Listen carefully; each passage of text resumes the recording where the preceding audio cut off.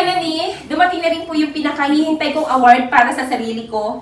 Although, silver play button lang po ito, pero para sa akin, malaking achievement na po ito dahil hindi po lahat ng vlogger ay nabibigyan po nito. Yan. So, dati kasi nung mga unang mga videos ko dati sa YouTube, kung babalikan po ninyo, ang gusto ko lang dati magkaroon ng mga memories para pagtanda ko. May pakita ko mga video sa mga anak ko, diba, na during pandemic, uy, mama nyo masipag. Yan ang gayahin ninyo. Dapat mahilig kayo sa farming para may pangkain kayo at pangbenta kayo sa mga kapitbahay nyo. Kasi nag-alaga din po kami ng mga broiler, RTL. Ayan, so hanggang sa nag-start din po kami sa baboy, ganun po. So lahat po ng actual experience namin sa farm, na i-share ko po lahat yan sa mga videos ko. Kaya panoorin nyo na lang po lahat. Hanggang sa dumating po yung time na naging 1,000 subscriber po ako, na monetize po yung mga videos ko in just 3 months. Yan. So nagkaroon na rin po ng commercial that time. Kaya mas lalo po akong gumawa ng maraming videos na tutorial para may share ko po sa mga subscriber ko at sa mga nanonood ng mga videos ko. Yan. So, gusto ko kasi i-share yung mga knowledge po namin para sa mga nag-i-start para mag-farming, di ba? Magkaroon po kayo ng idea. Ayan. So, ganun lang naman po yung pangarap ko dati. Pero hindi lubos yung kasiyahan ko dahil yung #1 fan ko, hindi niya na makikita yung silver play button. Actually, ang #1 fan ko talaga is mami ko. Ayan, so yun lang, hindi ko na maibibigay ito sa kanya at hindi niya na makikita dahil wala na po siya. May kwento po kasi niyan. Nung May 18, 2024, tumawag po sa akin yung courier ng YouTube. Ayan, so sabi niya, nandun daw po siya sa lobby para ibigay sana ito. Kaya lang kasi, nandito ako sa probinsya noon. And so yun din yung time na ililibing na namin mother ko. Kaya sabi ko, May 20 na lang niya i-deliver sa Manila para ako mismo yung magre-receive. Yun. So maraming kwento at marami ring mga videos na nagawa ko na kasama mami ko, lalo na nung bumili po kami ng galvanized iron cage. Yan. So bumili po kami noon kasi yun po yung request niya. Dahil siya nga po yung nag-harvest ng mga egg, sa daming ipot ng manok, doon sa itlog, nagagalit siya kasi siya din yung naglilinis. Tapos, 'di ba, dahil nga made of bamboo po yung cage namin, hindi siya gumugulong kaagad. Kaya nakakamiss lang din si mami kasi kasama ko rin siya mag-vlog before sa broiler naman po namin kasi nag-alaga din po kami ng broiler sa bahay. Yun. So may broiler cage kami, siya din po yung naglilinis noon, lalo na pag wala po yung mga bata or busy. Kaya nakakalungkot dahil marami kaming mga videos na kasama po siya. Ayun. So sayang at hindi niya na makikita tong silver play button. Yan. So yun din po. Very proud kasi yung mami ko sa akin. Yung mga kasama niya na nagsiserve sa simbahan, tsaka si father. Yan, nanonood sila sa akin. Hindi nila alam na mother ko si Flor de Lisa. Yan, so nalaman lang po nila na mother ko siya nung nakita ng mami ko na nanonood sila sa video ko. Ay, anak ko yan. Sabi niya ganun. Very proud po siya sa akin. Kasi, ayun nga, pinagmamalaki niya na nagbablog po ako. Tsaka yun po yung business talaga namin, yung manok tsaka baboy. Yun, so nakakatuwa lang. Dati kasi, nung hindi pa ako nagbablog, si Tulfo talaga yung pinapanood ni mami ko. Pero nung nag-start na ako mag-vlog, yan, so very supportive siya sa akin. Kaya araw-araw pinapanood niya ako. Kaya kung may mga bago akong update na mga videos ko, siya yung nakakaalam na unang-una. Yun lang, hindi niya na makikita itong silver play button na dapat para sa kanya po ito. Ayan, so mami, ito na. Ito na yung silver play button natin dahil kasama kita sa mga videos ko.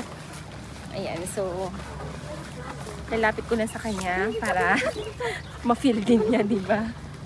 Ayun. So, Bianca. Where's Lola? Patay. Patay. Ayan. Oh. Lola, sabihin mo.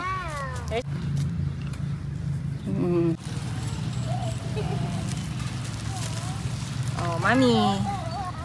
Siguro pag nabubuhay pa si mami, paparada niya to, no? O kaya dadalhin niya sa simbahan para ipakita to sa mga ano niya, nagsaserve sa simbahan, tsaka kay father. Yan.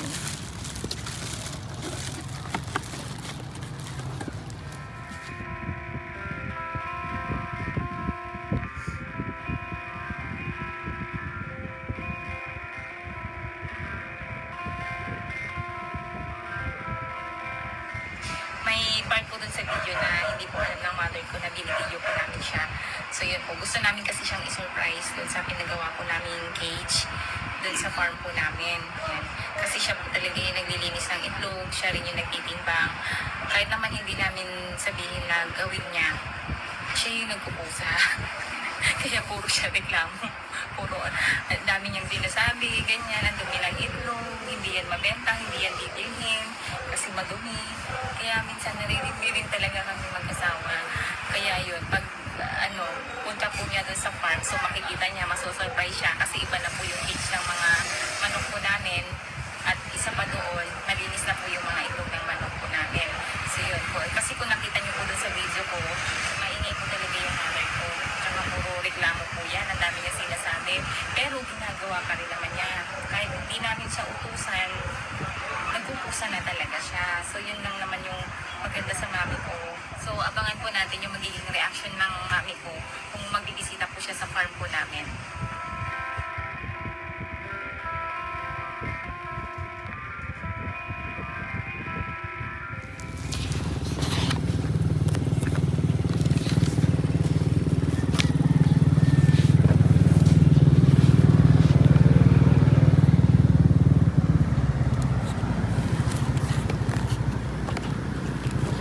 So ilalabas ko naman po siya. Andito naman tayo ngayon sa kapatid ko tsaka sa daddy ko. So daddy ko kasi namatay po ito noong 2013 pa. So hindi pa naman ako nag-vlog that time. Nag-work pa po ako sa opisina noon. Ayan. So daddy, dala ko na yung silver play button ko. Ayan. Nadala ko na rin to kay mami. Ayan. So sayang, wala na kayo ni mami, so hindi nyo na makikita yung naging achievement ko, diba? Pero okay na sa akin tong 100,000 subscriber, kasi yung 1 million daddy, parang suntok sa buwan na yun na ma-achieve ko pa yung 1 million eh. Kaya makontento na lang ako kung ano yung meron ako ngayon dito. Yan, so nagpapasalamat din po ako sa mga subscriber ko dahil hindi po kayo nagsawa na panoorin po yung mga tutorial videos ko, yung mga talagang ano po sa akin, yung sumabaybay sa mga videos ko na dati nag-alaga po kami ng baboy. So naiisip po kami noon 2019, tapos nag-start po kami ulit mag-alaga ng baboy noong 2021. So nag-start po kami sa isang inahin hanggang sa dumami ng dumami, hanggang nag-alaga po kami ng broiler. Nag-alaga din po kasi kami ng DOP, kaya nagbenta rin po kami ng mga RTL. Yun, so 16 weeks po yun namin inalagaan.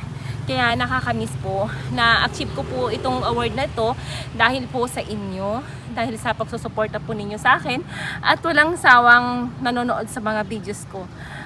Nakakaiyak. Maraming salamat po sa inyo. Sa mga hindi pa nakakapag-subscribe dyan, please subscribe para maabot ko pa po yung 1 million. Pero suntok sa buwan na po yun, joke lang yun. Baka hindi na nga eh, kasi 1 million na po yun eh. Yun, so, thank you po.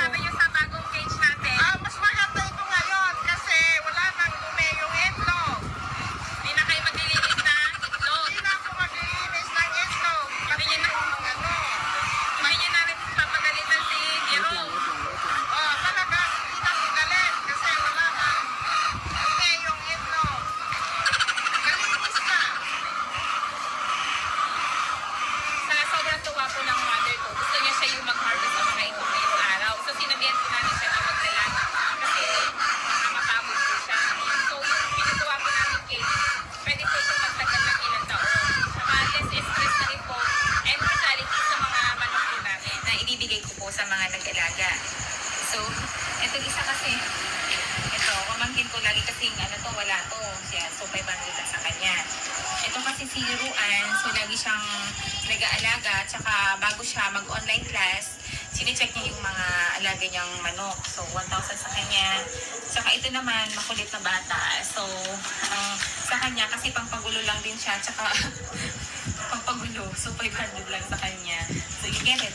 Ayan. So, Anika, what will you buy, Anika?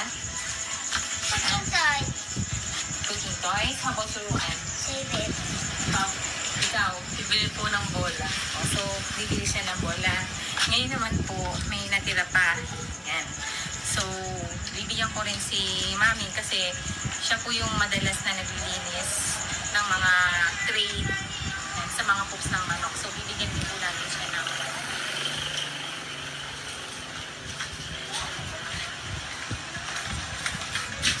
So, kami.